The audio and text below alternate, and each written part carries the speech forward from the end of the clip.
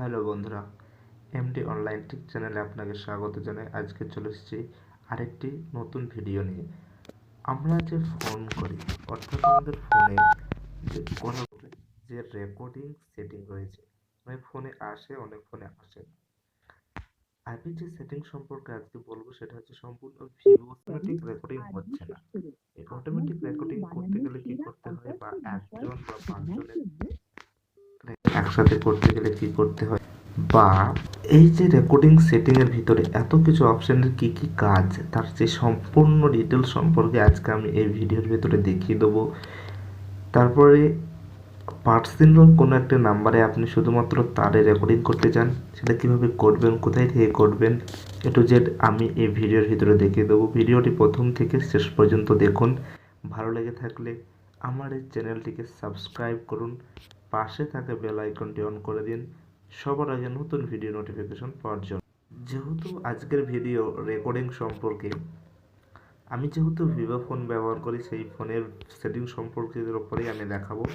আপনারা যে কোনো ফোন বা যে কোনো ফোনের সেটিংটা একই রকম পেয়ে যাবেন। প্রথমে সেটিংয়ের ভিতরে আসার পরে এই যে ফোন অপশানটি রয়েছে তার ভিতরে যাবেন। অন্যান্য সেটিংয়ের ক্ষেত্রেও কিন্তু ফোন অপশান থাকতে পারে, বা মোর অপশানের ভিতরে যাবেন, বা তার ভিতরে গিয়েও রেকর্ডিং অপশানটা থাকতে পারে।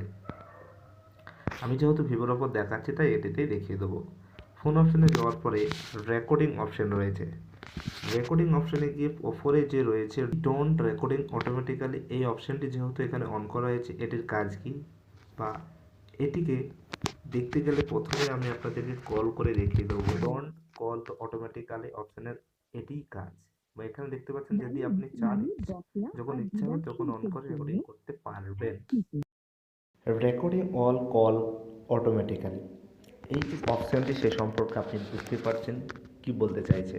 কারণ হচ্ছে যে রেকর্ডিংটা যখন অন করবেন, এই অপশানটি যেহেতু আমি অন করে দিলাম, এর কাজ কি আপনি কলের ভিতরে গিয়ে দেখতে পাচ্ছেন।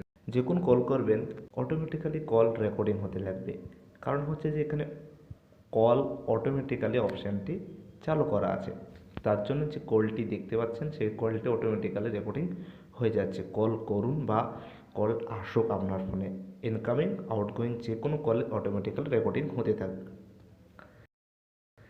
তারপর নেচারটা রয়েছে রেকর্ডিং কাস্টম অল কলস অটোমেটিক্যালি, অর্থাৎ আপনি যদি কোনো নাম্বারকে পার্সোনালভাবে এখানে রেকর্ডিং করতে চান, রেকর্ডিং করতে পারেন। নিচে রয়েছে কাস্টম, কাস্টমের ভিতরে গিয়ে ওপরে প্লাস চিহ্ন রয়েছে, প্লাস চিহ্নতে গিয়ে রিসেন্ট কন্ট্যাক্ট লিস্ট এবং অ্যাড ম্যানুয়াল, আপনি যে নাম আর যে নাম্বার, এই দুটিতে সেই নাম্বারটি সিলেক্ট করে দিলে সেই নাম্বার থেকে যখন কল আসবে বা কল করবেন সেটি রেকর্ডিং হবে। ধরুন আমি কোনো একটি কল নাম্বারকে এই নাম্বারটিকে সিলেক্ট করে দিলাম, এটিকে যখন আমি কল করব বা কল আসবে এই নাম্বারটি রেকর্ড হতে থাকবে। দেখতে পেলেন যে কলটি করার সঙ্গে সঙ্গে কিন্তু কলটি রেকর্ডিং শুরু হয়ে গেছে, অর্থাৎ নিচে লেখাই উঠবে যে আপনার কলের ফলে এটি রেকর্ডিং শুরু রয়েছে। অ্যাবাউট কল রেকর্ডিং, আপনি যে কল রেকর্ডিং সম্পর্কে জানেন কি জানেন না, তার যে ডিটেলস, কোন অপশানের কি কাজ, কোন অপশানের কল অপশন অন করলে কি হবে, কোন অপশন অন করলে কি হবে না, তার যে privacy policy, user, A to Z এখানে ডিটেলস। যদি আপনার পড়তে মন যায় আপনি এখান থেকে ডিটেলস পড়ে জেনে নিতে পারেন।